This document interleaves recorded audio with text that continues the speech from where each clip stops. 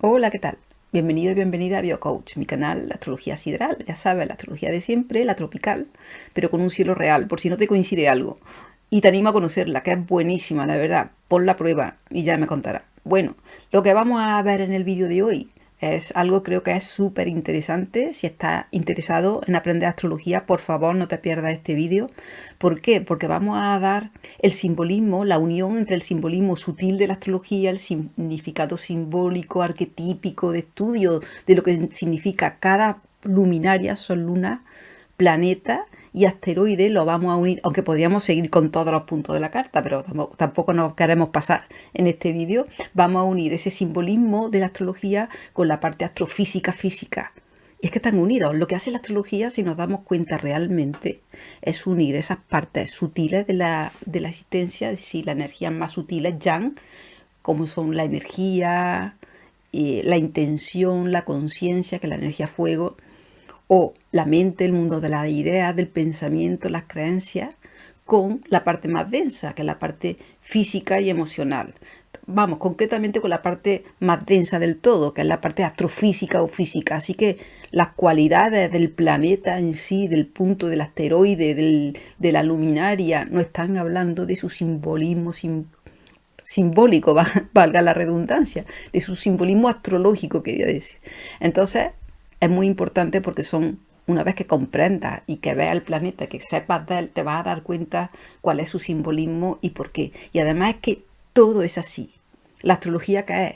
La copia simbólica de la realidad, el pasar esa energía densa, esa energía real, esa energía 3D, esa materia, pasarla a un conocimiento. Es lo mismo, es exactamente lo mismo. Y fíjate que la astrología, a través de los elementos del fuego, del aire, como digo, los más sutiles, el agua y la tierra, los más densos, a través de los elementos, lo que hace es justamente unir esos simbolismos y darle una explicación, ponerlo en conexión de una forma sutil pero poderosísima. Es que realmente es el cielo, nos está hablando si conseguimos, si nos ponemos a entender con el lenguaje simbólico, el lenguaje espacial, el lenguaje emocional, que es otro lenguaje que tenemos, aunque parece que no usamos este cerebro.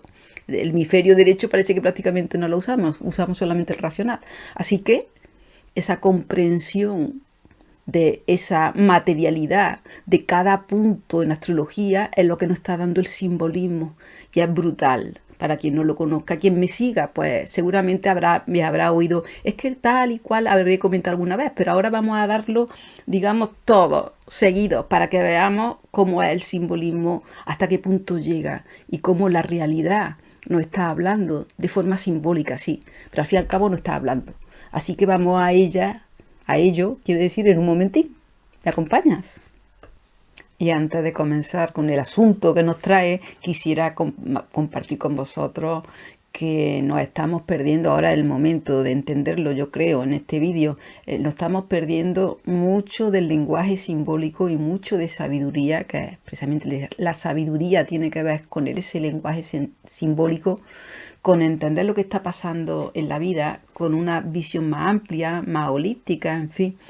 Y realmente no tiene, a mi forma de ver, en mi humilde opinión y por lo que conozco de astrología, conozco un poquito de cábala. Yo fui alumna de Jaime Villarrubia, me hice el árbol, tengo un libro para hacer el árbol y entender la cábala, pero claro, no sé al nivel que de la astrología, no conozco la cábala ni mucho menos. Soy una admiradora profunda de la cábala y sé que la cábala es una una herramienta, vamos a llamarlo así, porque no es ni siquiera una religión, es una herramienta para unir cielo y tierra, para que te vaya mejor en el cielo y en la tierra, muy práctica, pero también de un conocimiento, de una sabiduría que está ahí, digamos, incluido en la Biblia, el Talmud, en, bueno, los libros que tienen ellos, pero es un mensaje que hay que sacar, que hay que deducir, porque como digo, es simbólico. Yo, a mi humilde forma de ver, la astrología no tiene nada que envidiar a la cábala. Sus conocimientos de ambas dos herramientas, de estas dos metodologías, son igualmente de poderosos, nos están uniendo la realidad sutil, la que realmente somos, con la materia, y nos están dando una perspectiva que necesitamos para ver la vida de forma más simple y a la misma vez más poder, al verlo más simple, es más fácil de manejar, es más fácil de entender y de darle una solución. Así que, bueno, permitidme que abogue por la astrología, porque creo que se está usando su parte comercial, no es entendida, no está puesta en valor como debería y, como digo, nos estamos perdiendo mucho. Así que he hecho este comentario que me apetecía muchísimo compartirlo con vosotros porque creo que tiene mucho más. Ya se dirá, probablemente, espero que con el tiempo, que se valore y se le ponga en el lugar donde debe de estar la astrología, y no como una pseudociencia, sino como una herramienta real, experimental, empírica y por lo tanto científica. Y yo no he hecho otra cosa que poner la prueba durante más de 45 años, así que sé bien lo que me digo. Y esto que sé o que he comprobado es lo que trato de transmitiros. Bueno, antes que nada, también hacer un breve repaso me gustaría que astronomía y astrología estuvieran más unidas, porque ni más ni menos, como digo, el simbolismo astrofísico, físico de los planetas están creando la astrología y son realmente dos caras de la misma moneda que nunca debieron de separarse. Los mayas, famosos en sus libros imaginaros, en 1400 tenían libros que predecían los eclipses. Y en aquel momento astronomía y astrología estaban unidas. Nosotros ahora la hemos separado y hemos dejado la parte sutil simbólica de la astronomía aparte de la parte física, y no nos damos cuenta que realmente son la parte sutil y la parte física son yin yang y conforman así la realidad. Mientras esté separada, y cuanto más separadas estén, como está pasando ahora con la astrología en forma de ver, a mi humilde opinión, con la astrología tropical, que no es exacta con el cielo, sino que está desplazado y cada vez más, además, cada vez se va aumentando más esa diferencia conforme pasan los años. Eso está creando también una distorsión a mi forma de ver. No es real, no es fiable, no está basado en un hecho físico, porque si no nos iríamos a elucubrar y podríamos valorar un montón de cosas. Tienen que estar unidas. Entonces, esa unión de astronomía y astrología la vamos a ver seguidamente, o voy a tratar de transmitirla lo más fiel posible, para que, además, como regla memorística y como para entender en profundidad lo que estamos hablando cada vez que hablamos de un arquetipo. Algo que os comento también es que tengo un vídeo, sería complementario a este, de la rueda del zodíaco, para entender el simbolismo también de la rueda del zodíaco y de por qué son 12 signos y por qué no son menos ni más, y en fin, entender un poco todo. Lo pongo por aquí, que creo que es complementario y viene genial a este. Si estáis intentando aprender astrología, esto que os voy a decir de cada luminaria, planeta y asteroide os va a ayudar a recordarlo muchísimo mejor. Así que espero que os sea muy útil. Y vamos a pasar con el Sol y la Luna. ¿Y qué vamos a decir del Sol y la Luna? Que son la base de la dualidad. Este mundo es dual, ¿lo dudamos? Bueno, según el Kybalión hay varias leyes que están haciendo referencia a esa dualidad. Papá, mamá, día, noche, Sol, Luna, es nuestra alma y esta reencarnación. El Sol representa, como todos sabemos, esa esencia, esa parte espiritual, lo que de verdad somos en el fondo. Y la Luna representa esta reencarnación, el cuerpo, el avatar con el que venimos, nuestra forma de pensar, nuestras emociones, nuestro carácter, lo que espera de nosotros nuestra familia o nuestros padres o la cultura que nos marca totalmente y que nos deja una huella. Entonces esa relación entre quienes somos en esencia y lo que hemos venido a hacer aquí puede ser que en los aspectos sean en tensión, es decir, no pega nada, parece que yo soy una cosa y he venido a otra, parece que he venido a una cosa que no tiene nada que ver con lo que realmente soy, me encuentro incómodo en la posición. Un aspecto de tensión Sol-Luna da esa incomodidad, aparte de una relación regular con los padres, en algún aspecto que está indicado en esa tensión. Además de eso nos trae como una inadecuación en la vida. He venido y no me encuentro aquí, yo no me veo aquí en esta posición. Cuando hay una luna llena, que es la oposición, esa disparidad parece totalmente opuesta. Es como yo siento que soy una cosa y me mandan para otro sitio, completamente opuesto, y me siento como fuera de lugar. Así, y sin embargo, cuando hay un aspecto fluido, me siento bien en mi lugar de la tierra, en mi avatar, en lo que he venido a hacer en este plano, me encuentro cómoda porque siento que es una energía que me va, me orienta bien, en la que me encuentro cómoda o fluida.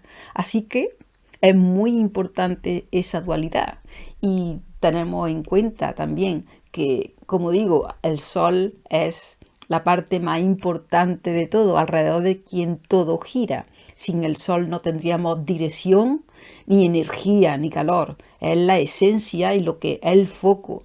Es justo desde quien todo parte. De hecho, el Sol es la emisión, lo único que hace es emitir, y los demás planetas lo que hacen es recibir su información. La Luna lo refleja, y alguna gente que ha tenido contacto con el otro mundo, con la parte más sutil, realmente ha ido y ha venido de la muerte por minutos y ha podido hablar, hablan de que esta vida parece una especie de sucedáneo de la realidad, como más apagada, con menos brillo, menos colores, menos real, curiosamente. Y si nos fijamos, la luna tiene toda la pinta de ser un simple espejo del sol, refleja su luz en principio y no hace nada más, así que no emite realmente, ni ningún otro planeta emite como el sol.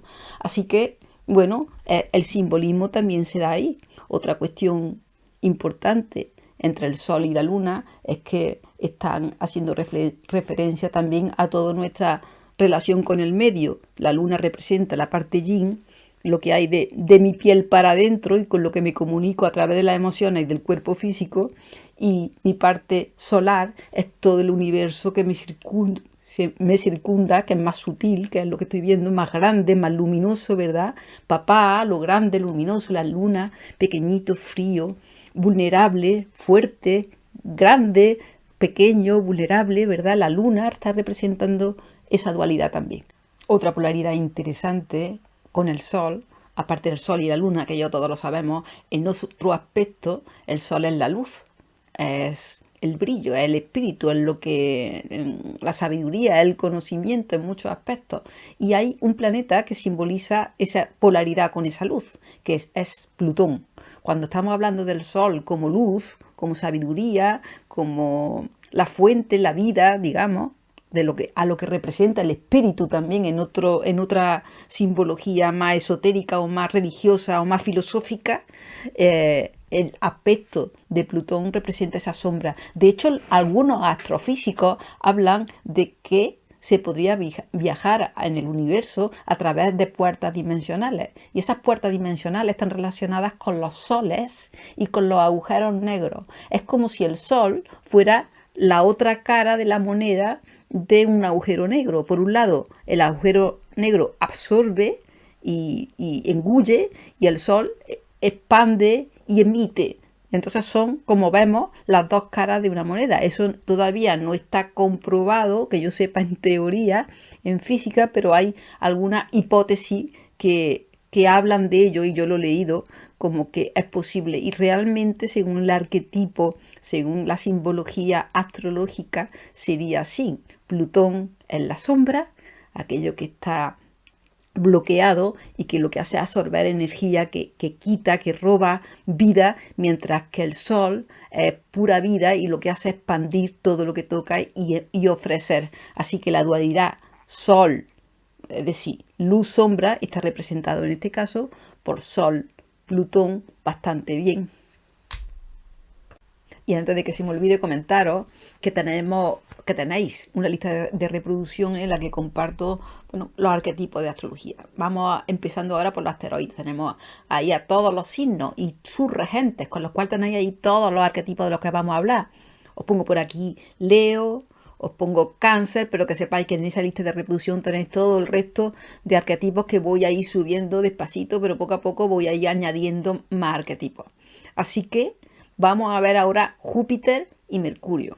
Júpiter y Mercurio también son una dualidad porque representan nuestras dos mentes, nuestras dos formas de entender la realidad. ¿Cómo podemos entender la realidad? Pues desde un punto de vista racional, lógico, verbal, o desde un punto de vista espacial, abstracto, emocional, simbólico, ¿verdad?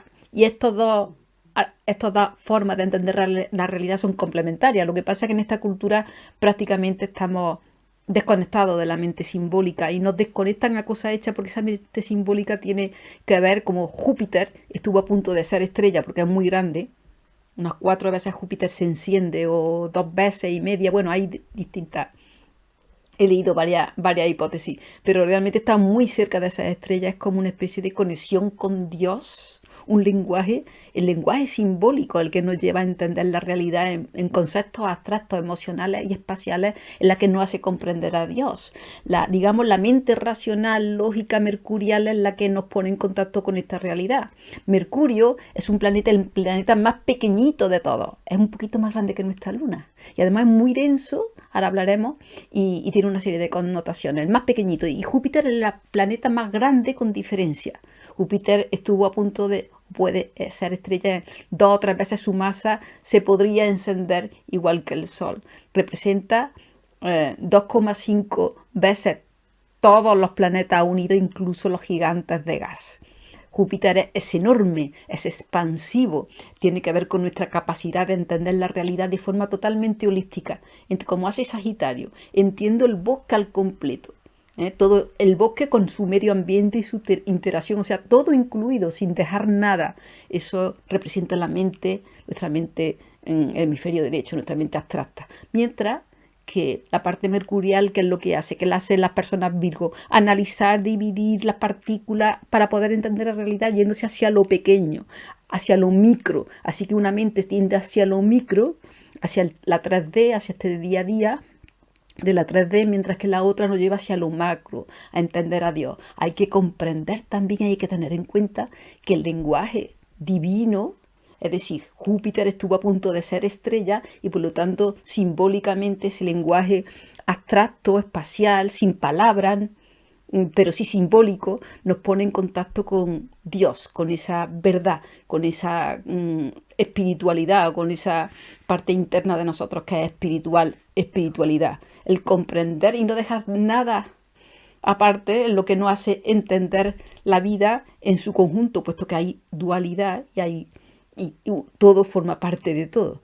Ya digo que Mercurio hace todo lo contrario, dividir, y Mercurio además es súper pequeñito porque se cree que es el núcleo de un planeta. Parece ser, además está su superficie, si lo veis en internet, si buscáis fotos de Mercurio, está lleno de rayaduras, como si le hubieran dado latigazo, una paliza, lo hubieran usado de balón de fútbol en un recreo, algo así, ¿no? Tiene un montón de heridas y parece ser que este planeta recibió un golpe que le hizo desprenderse de su manto y lo que ha quedado es el núcleo, que es mucho más denso. Prácticamente tiene mucho níquel, que es un metal, y eso lo convierte más pequeñito, más concentrado y todavía, digamos, más denso, lo que lo vuelve todavía, lo que exagera sus cualidades. Así que tenemos dos formas de entender la realidad. La realidad que divide y analiza, tipo mercurial o tipo Virgo, analizar y dividir hasta que yo encuentro de qué está hecho, y otra forma de entender la realidad que es asumir el conjunto de todo. Si estoy estudiando un bosque, no solamente estoy estudiando el bosque, sino toda la sinergia que tiene con la biomasa y con todas las interacciones que tiene con el medio ambiente. Júpiter es totalmente holístico y ahí es donde es la clave de su comprensión, de la comprensión de la realidad a través de esta mente, ¿no? O de este arquetipo en este caso. Así que Mercurio y Júpiter representan nuestro hemisferio izquierdo y derecho recíprocamente, es decir, representan nuestros dos hemisferios y nuestras dos formas de comprender, dos formas mentales de entender y comunicarnos con la realidad. Antes de seguir, os he puesto una foto de Mercurio y de Júpiter, pero tened en cuenta que Mercurio no se aprecia exactamente bien lo rayado, lo herido que está el planeta. Pero bueno, más o menos para que os hagáis una idea. También comentaros que esa R que tenía Júpiter en el símbolo que he puesto antes, esa R es de retrógrado, no es del planeta en sí. Retrógrado quiere decir, desde el simbolismo astrológico, bueno, en astronomía quiere decir que aparentemente de la perspectiva de la Tierra va hacia atrás, cosa que no es posible, pero la apariencia lo traen y eso lo dan así. Y eso quiere decir que estamos conectados con energía que vienen de atrás o que tienen su origen atrás y que ahora nacen, ¿no? Que no son de ahora. Eso es lo que quiere decir retrógrado, también muy simbólico, como veis.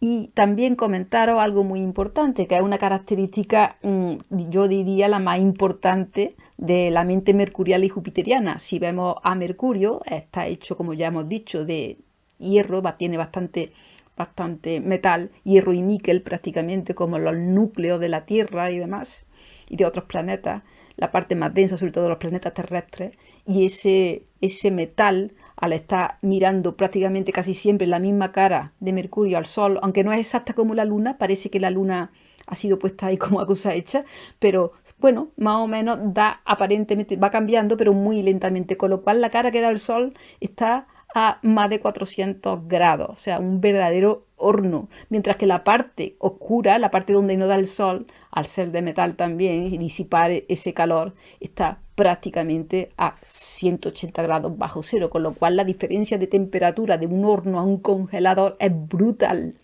Día, noche, luz, sombra, frío, calor, juicio. Estamos hablando de la mente racional. Necesitamos enjuiciar y saber qué queremos y qué no en esta 3D. Eso es Mercurio, la mente que se utiliza para este plano 3D, mientras que Júpiter es todo lo contrario.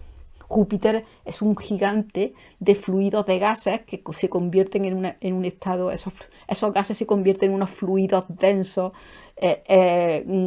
que son como una especie de amalgama toda unida, totalmente, digamos, holística y que, porque además está azotado por unos vientos de unos 600 kilómetros por hora permanentemente. Fijaros que la mancha que tiene Júpiter, o tenía, porque ya la está perdiendo, en la barriga, su famosa mancha, es ni más ni menos que una tormenta, un torbellino que no para de girar a unos vientos huracanados y que no hacen nada más que batir a Júpiter y hacerle como una especie de masa homogénea, batida, que es continuamente batida y siendo más homogénea. O sea, no solamente enorme, sino que además está todo mezclado con todo a unos vientos de unos 600 kilómetros por hora o más. Imaginaros permanentemente ese simbolismo jupiteriano mental, sin juicio, en el que todo se integra, todo forma parte de todo y todo está relacionado con todo en nuestra mente simbólica, nuestra mente emocional. No somos capaces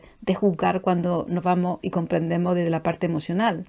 Tampoco juzgamos cuando nos vamos a la parte abstracta, porque no llegamos a la tierra, no llegamos a conceptos donde podamos decidir. Sin embargo, con la mente racional en el día a día necesitamos decidir y saber qué queremos y qué no queremos.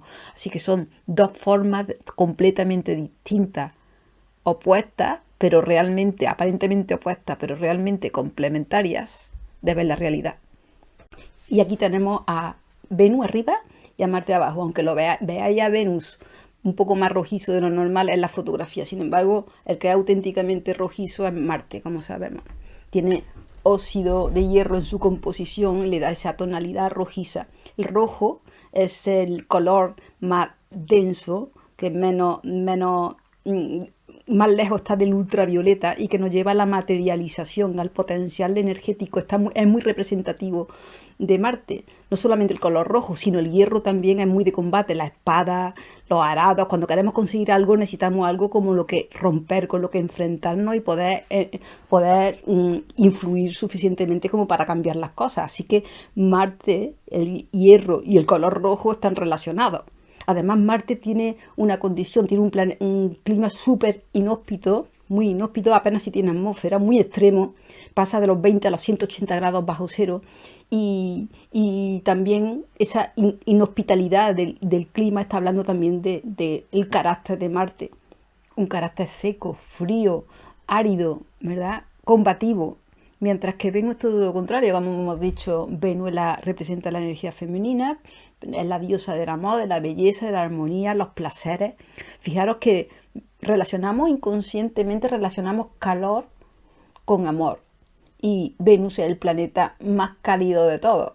La diosa del amor es el planeta más cálido de todos, porque tiene esa atmósfera de CO2 y metano y que crea un efecto invernadero tan potente que es como realmente un horno.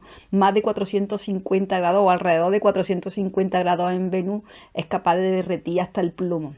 Así que esa calidez del planeta, nos está hablando también del arquetipo del amor y de ese carácter totalmente distinto al árido, combativo y por objetivos Marte. Venus tiene muy en cuenta a todo y también tiene una especie de... Su atmósfera hace que todo esté unido por ese calor, sea compartido y homogéneo en todo el planeta. Así que no tienen nada que ver uno con el otro. Además, fijaros qué curioso, las actrices antiguamente, y Venus representa a la diosa de la belleza, las actrices antiguamente ponían una especie de velo en la cámara para que se desdibujaran sus defectos y se vieran más bellas. Pues la diosa de la belleza tiene una especie de velo que es su atmósfera súper densa que desdibuja a Venus y la hace como vaporosa y hace como un efecto de disolución, ¿no? La vuelve como un poco etérea. Así que la diosa de la belleza simbólicamente también está representada entre el calor del planeta y ese velo y sus características físicas están representando ese arquetipo venusino, yo creo que realmente bien, ¿no? ¿Qué os parece? Y a partir de Marte entramos en los planetas sociales. Mercurio, Venus, bueno, por supuesto el Sol y la Luna, pero son básicos, el núcleo, el meollo de la dualidad. Después pasamos a los planetas personales, Mercurio, Venus y Marte nos están hablando de nuestro mundo personal, de nuestro mundo individual. Son terrestres, hasta Marte los planetas son terrestres, de tierra, son 3D, mientras que a partir de Júpiter, Saturno son los dos sociales y Urano, Neptuno y Plutón, que son transpersonales, a partir de sociales y transpersonales estamos hablando de gigantes de gas. Es otra cosa, otro mundo, otras relaciones. Así que hasta aquí estamos viendo la dualidad del mundo personal. A partir de ahora trataremos los planetas sociales, Júpiter y Saturno, que en sí también representan una dualidad. Aunque Júpiter tiene su oposición mental en Mercurio, también hay otro aspecto, como el Sol, como tiene aspiración estrella, hay otro aspecto en el que Júpiter es expansivo, es expansión, optimismo, crecer, expandirse, y Saturno es todo lo contrario, rigidez, constricción, soy rígida, no permito la flexibilidad, me constriño, limito, bloqueo, ¿verdad? Densifico, estructuro, pero a la misma vez como es toda la energía contraria, una implosiona y otra explosiona.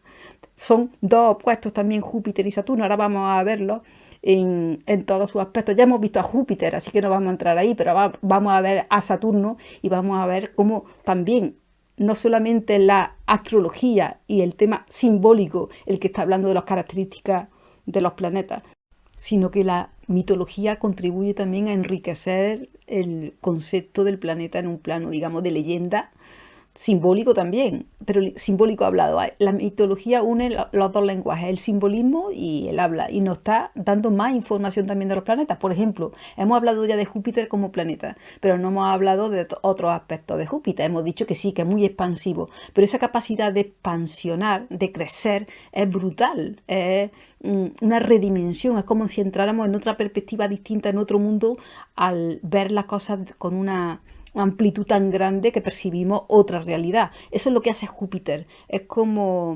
expande todo lo que toca, lo agranda, lo agiganta. Y en mitología hay toda la leyenda de Júpiter, si no os acordáis de alguna de ellas, Júpiter es un dios que es bastante mujeriego.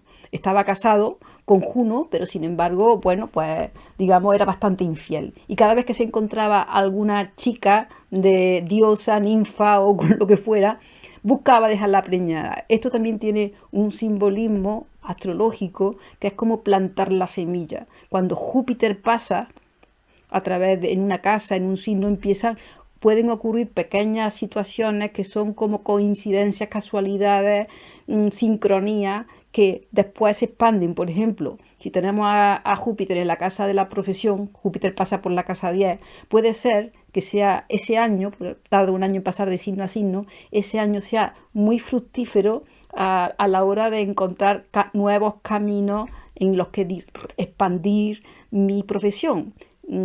Encuentros, casualidades, notificaciones, datos, informaciones, comunicaciones con las que en principio son casualidades, son semillas pequeñitas que más adelante, con el tiempo, cuando Júpiter pase de ahí, esas pequeñas posibilidades que se han sembrado se pueden convertir en un socio, en un camino que después tomo y amplío con el tiempo, que tiene un significado mucho más de lo que pensaba. O sea que Júpiter planta la semilla que después va a empezar a crecer posteriormente.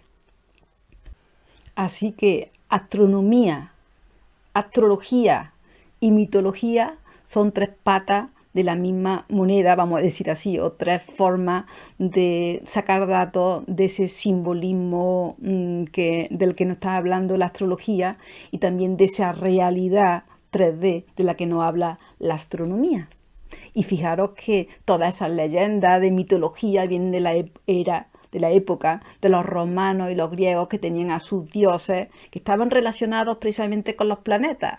Júpiter o Zeus, Marte o Ares, Venus o Afrodita. Estamos hablando de los mismos dioses exactamente, y cómo en la antigüedad ya eran muy conscientes de todo este terreno simbólico, arquetípico, y por eso prueba fehaciente de todo ello es que hoy en día tenemos la mitología desde aquellos tiempos.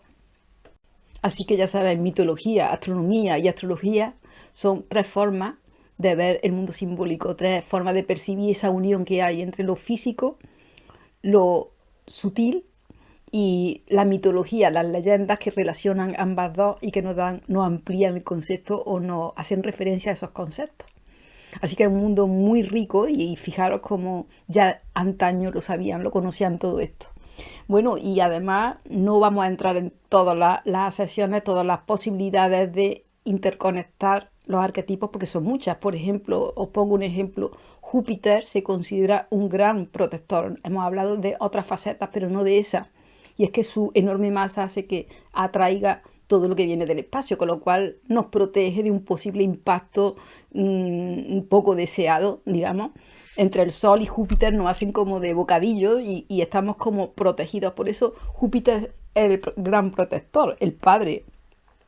Y realmente lo hace astronómicamente. Así que en un aspecto astrológico, Júpiter siempre te protege, te trae suerte. Cuando estamos conectados con esa mente simbólica, cuando estamos entendiendo la realidad en otro nivel que se sale de la 3D, somos más optimistas, tenemos un carácter, como entramos en la parte filosófica de la vida, comprendemos la realidad y tenemos suerte. Cuando uno cree que está conectado con algo mayor y que forma parte integrada de algo mayor, tiene como suerte. Y esa suerte, esa protección está muy bien representada en el arquetipo jupiteriano astrológico, pero tiene que ver mucho, como veis, con el astronómico. Y hablando y pasando ya de Júpiter, que como digo es la expansión, entramos al simbolismo de Saturno. Aquí lo que tenéis, como podéis ver, tenemos a Saturno arriba, pero fijaros que tiene una R. Ese Saturno está retrógrado, lo he cogido de un mapa, así que no todos los Saturnos están retrógrados, pero he cortado esa parte porque Capricornio es su regente, o sea que Capricornio como signo y el planeta Saturno son realmente el mismo arquetipo, uno en signo, como digo, y otro en planeta. Saturno es el tiempo. ¿Qué es lo que limita la materia? El tiempo. ¿Y qué es lo único? Porque además la materia será materia, estaremos en la 3D y la materia están relacionadas con el tiempo. Si no hay tiempo, no hay 3D. Y si no hay 3D, no hay tiempo. Es decir, están totalmente relacionados. Saturno representa eso, las limitaciones, los bloqueos, esa estructura que nos da la realidad 3D, pero que al mismo tiempo nos sirve como una especie de cárcel. Depende si lo ves en positivo o en fluido o tenso, serán unos aspectos más de materialización y de estructuración, y en el caso de bloqueo serán más de eso, obturación, impedimento, limitación. ¿Qué es lo que tiene Saturno? Fijaros que según la mitología, relacionando Saturno con la 3D y la materia y el tiempo, dicen, según la leyenda, la mitología decía que Saturno se comía a todos sus hijos. No vamos a entrar, porque podríamos desarrollarla mucho más esta leyenda, pero no vamos a entrar ahí. Pero fijaros cómo los hijos del tiempo y de la materia son devorados por ellos mismos. ¿Qué es lo que no es devorado por el tiempo que tenga materia? No existe. todos los hijos de Saturno, todos los hijos de la materia son devorados por el tiempo. Con el tiempo acaban disolviéndose, cambiando, son totalmente disueltos, ¿verdad? Eso, perdón, le damos al micro otra vez. Eso es lo que representa Saturno, que está además limitado por unos anillos de roca con hielo, como sabemos, que se cree que esos anillos, hay diversas teorías, no es que sea seguro, pero hay muchas posibilidades de que esos anillos sean ni más ni menos que, porque tiene un montón de lunas, Saturno, no sé cuántas exactamente, ahora os comentaré, pero tiene un montón de lunas, y esas lunas están siendo a veces entre la atracción del planeta que tira de ella y lo que es la tendencia a seguir rotando, hay como una especie de tirantez de tensión que acaba rompiendo la luna. Se cree que muchos de esos anillos que vemos girar alrededor de Saturno son en realidad las lunas que han sido destruidas por Saturno, por esa inmensa fuerza de atracción y de gravitación que crean una tensión tal que hace que la luna se rompa, se disuelva y acaba convirtiéndose, girando alrededor de Saturno y convirtiéndose en un anillo. ¿Os suena de Saturno devora a su hijo? Los hijos podrían ser las lunas y los anillos de Saturno, ¿verdad? Bueno, los anillos serían las lunas devoradas. Así que qué curioso que todo, si nos fijamos, todo va coincidiendo, todo coincide en un lenguaje mitológico, en un lenguaje arquetípico, simbólico y astronómico, todo es una misma realidad. Sobre lo que os comentaba antes de la luna de Saturno, 146 lunas al día de hoy.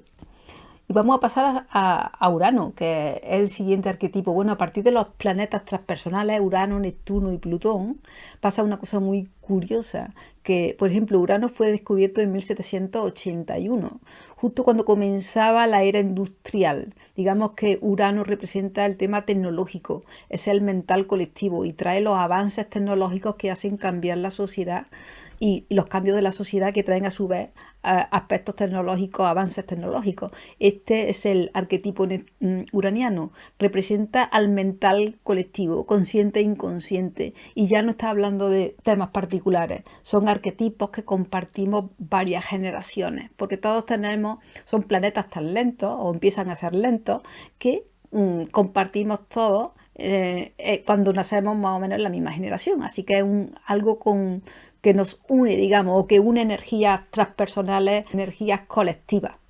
Y Urano es un planeta muy particular, es el más frío de todos. Pasa como con Venus, el más caliente es Venus, pues aquí el más frío es Urano. Y hay que tener en cuenta que Neptuno está bastante más alejado que Urano, un poquito más alejado, y sin embargo Urano es más frío. Si pensamos que Urano es la mente colectiva, pero al fin y al cabo la mente, que se considera de por sí un arquetipo frío, y que Neptuno, de hecho Urano, es como un Mercurio transpersonal, como la mente transpersonal, así Neptuno es también Venus transpersonal o el amor transpersonal. En el colectivo Venus es un planeta privado, personal, como digo, que está hablando de un arquetipo muy similar al neptuniano, solamente que Neptuno comparte ese parte colectiva transpersonal que Venus no tiene. Así que Urano, la mente siempre es más fría que la parte emocional, que es más cálida. Y qué curioso que Urano es el planeta más frío de todos. Tiene una temperatura que se va acercando al cero absoluto. Y no se sabe muy bien por qué, porque la verdad es que esas características, aunque la composición es distinta entre Urano y Neptuno, pero no está relacionado con esa frialdad del planeta, pero sí con su significado simbólico de mente como algo menos cálido, menos emocional, teniendo en cuenta eso. Además es un planeta, si lo veis, es un planeta rarísimo, que habla de la libertad, de la rebeldía, de la verdad, de ese cambio o ese reconocimiento de la verdad interna de cada uno, porque Urano viene a romper las normas. Precisamente por eso hacemos los avances, porque rompemos con lo anterior cuando ya no nos significa, cuando ya no tiene validez, cuando ya no nos sirve. Y eso es lo que hace Urano, romper. Si os fijáis, Urano se ve en vertical porque es el único planeta que en vez de rotar en paralelo con el plano de órbita, lo hace en vertical, parece como un sombrero y realmente es un poco excéntrico. Además tiene un campo vibratorio, perdón, un campo gravitatorio tan excéntrico que va dando como una vuelta y va rotando de una manera bastante extraña. Habla de la verdad y de la libertad de esa verdad que nos presenta esa verdad. Así que también Urano está muy representado con su arquetipo, ¿verdad? Está muy representado el arquetipo uraniano. Abajo tenemos el símbolo y arriba el planeta con ese arquetipo común que estamos viviendo. Y además ya sabéis, a partir del 1781 que fue descubierto, todos los planetas transpersonales se van integrando su concepto en la medida en que se descubren. Qué curioso también. Urano fue descubierto en 1781, que fue alrededor de cuando comenzaba en Inglaterra la era industrial y poco después la era tecnológica. Empezaba ahí todo digamos, la expansión tecnológica, toda la creación, toda la producción automatizada y todos los procesos de industrialización que vinieron después. Y justamente se descubre el planeta y el simbolismo porque empieza a manifestarse en la Tierra al mismo tiempo. También es curioso, ¿no os parece? Y pasamos a Neptuno. Neptuno fue descubierto en 1846, cuando comenzó a integrarse socialmente su arquetipo. ¿Su arquetipo cuál es? El emocional colectivo. Esos campos mórficos tenidos en cuenta, eso cómo nos influye en la familia, en los sistemas, en psicología. Todos estos conceptos empezaron a desarrollarse allí por la mitad del siglo XIX, a raíz de su descubrimiento. Pero mirad qué curioso. Neptuno fue el primer planeta no descubierto, sino deducido matemáticamente a través de fórmulas, con lo cual no fue visto directamente. Neptuno sí tiene algo que no es material, es difuso, es etéreo, es sutil. Nos ponen en contacto con esas energías cuando está sobre todo en tensión, se hace engañoso, como poco claro, ¿verdad? Poco definido. Y fijaros que Galileo lo vio, fue percibido antes de su descubrimiento, pero fue confundido con una estrella, con un cometa. Todos los conceptos que vemos, como esa realidad neptuniana, se estaba escondiendo detrás de otra apariencia. Todos los arquetipos que trabajamos con cada planeta se manifiestan. Y si vemos también, Neptuno viene a ser como Venus transpersonal, el amor de Venus, que normalmente es privado, es particular, es para mi día a día, las cosas que yo quiero y valoro y las personas que yo valoro, se vuelve universal y holístico en Neptuno. Y fijaros que Neptuno, si Júpiter tenía viento, era todo, digamos, una masa homogénea, movida y batida por vientos huracanados y fluidos, todos relacionados con todos, batidos continuamente, y los vientos son de 600 kilómetros por hora o más. Mirar qué velocidad alcanza el viento de Neptuno. Todavía es superior, hasta los 2000 kilómetros por hora. O sea, imaginaros el simbolismo holístico de Neptuno. Es integrador absolutamente en todo. Porque cuando estamos hablando de la parte emocional, nos distinguimos entre la separación entre tú y yo. Y eso es lo que representa Neptuno. Muy en relación con su arquetipo. Comentaros que el nombre de Neptuno está relacionado con el dios del mar. Si digamos la luna o la parte emocional es el agua en general, Neptuno es el océano, tiene un punto superior, representa esa conexión emocional, de unión emocional entre todos. Pero es que su nombre no solamente en inglés o en las lenguas romances se deriva del dios neptuniano, tiene que ver con el agua, sino que en coreano, japonés, por ejemplo, vietnamita, el nombre viene a significar la estrella del dios del mar. O sea que todo está relacionado con el tema acuoso. Su núcleo está hecho de roca, amoníaco y gases que con esas enormes presiones se convierten en algo denso, en algo sólido, y están creando dentro del planeta ese calor que decimos que es tan extraño, porque estando detrás de Urano y estando por lo tanto más lejos del Sol y más lejos de una fuente de calor, su temperatura, por algo que se desconoce, aunque parece ser que por esas presiones y ese núcleo entre roca, metano, gases, todo solidificado, crea en esas altas presiones esa temperatura de hasta 4700 grados, o sea, un núcleo caliente en un planeta realmente helado. Y además hay otra cualidad curiosa también de Neptuno, que nos está hablando de su arquetipo.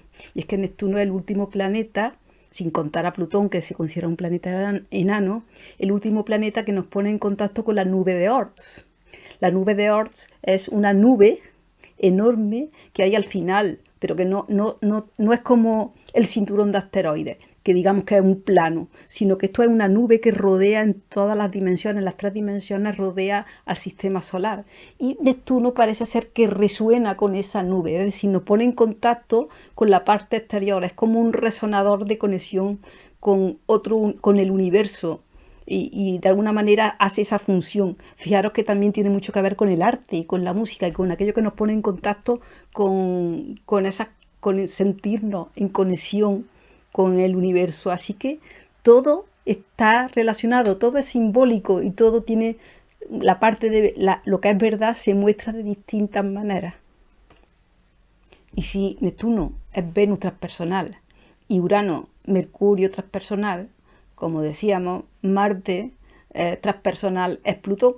¿Y qué es Plutón? Plutón nos pone en contacto con esas energías transpersonales realmente que tienen que ver con los campos mórficos energéticos. Si Neptuno tiene más que ver con la parte psicológica, Plutón ya tiene que ver con la energía, es como un conjunto de energías que representan, como cuando estamos en bandadas, cuando los pájaros van en bandadas, nosotros también nos convertimos en una pieza de un algo mayor. Todos estos conceptos fueron empezados a asimilarse a partir de 1930, cuando fue descubierto Plutón. Plutón no es considerado planeta, sino a partir de 2006 como un planeta enano, porque es muy pequeñito y además forma una dualidad con otro planeta enano, Caronte, que dicen que es su luna porque es algo menor que él, pero muy parecido. Ambos dos forman un sistema dual de planetas y está tan al límite del sistema solar, está realmente cerca de la nube de Oort y ya tan lejos que va muy muy lento.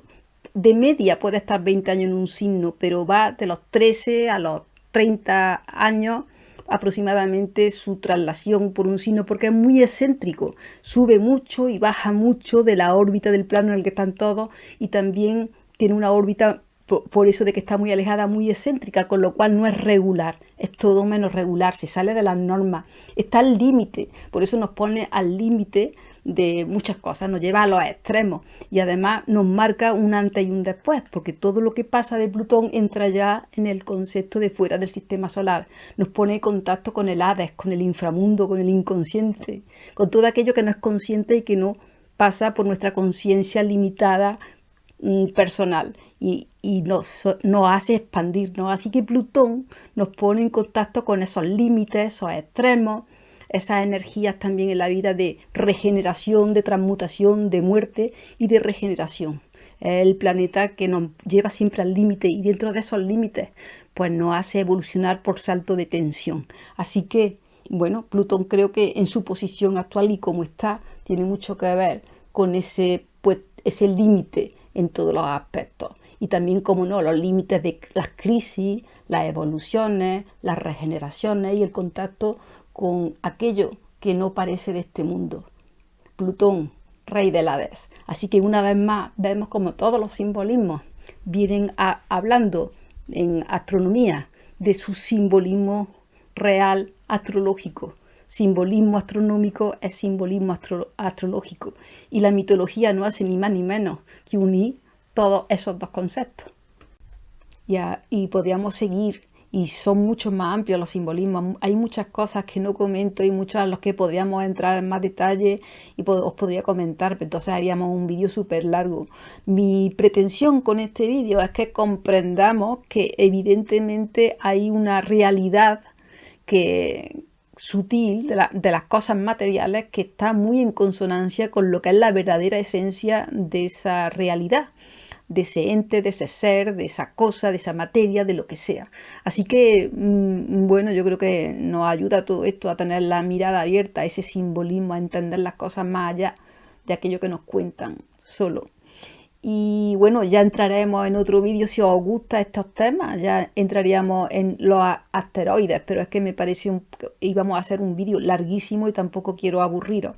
Pero en fin, para aquellos que sabéis astrología, yo creo que esto es hacerse la idea del planeta, nos ayuda mucho a comprender. Por eso he querido hacer este vídeo, para no solamente para aquellos que estáis estudiando astrología y que podáis ir comprendiendo mejor los planetas y memorizando mejor lo que significan, sino también a la misma vez para comprender todo lo que tiene de interés, todo lo que representa la astrología, que los simbolismos los damos como poco válidos, ¿no? Como no son 3D, no son concretos, parece que no existen, pero realmente son la esencia de todo aquello que es concreto. Creo que estos simbolismos es a lo que se refería Platón con aquello que decía el mundo de las ideas, el mundo de esos conceptos universales, inmutables, abstractos, del que se derivan todos. Y yo creo que ahí están incluidos los arquetipos astrológicos, por supuesto. Quizás otras cosas más, en otras perspectivas, pero desde luego los arquetipos están en consonancia con el mundo de las ideas de Platón, del que todo parten y que son inmutables, universales y que no necesitamos aprender porque esos conceptos los llevamos integrados como en todos nosotros. Forman parte de nuestra propia esencia y de nuestro lenguaje universal inconsciente. Bueno, y como no quiero hacer un vídeo excesivamente largo, si os interesa el tema del simbolismo de los asteroides para seguir aprendiendo y memorizando astrología, pues por favor dejadmelo en los comentarios si sois tan amables. También igualmente darle like, compartir si lo sentís, os lo agradezco de corazón. Y nada más, que ya sabéis que espero veros por aquí muy pronto con más vídeos de astrología sideral. Chao.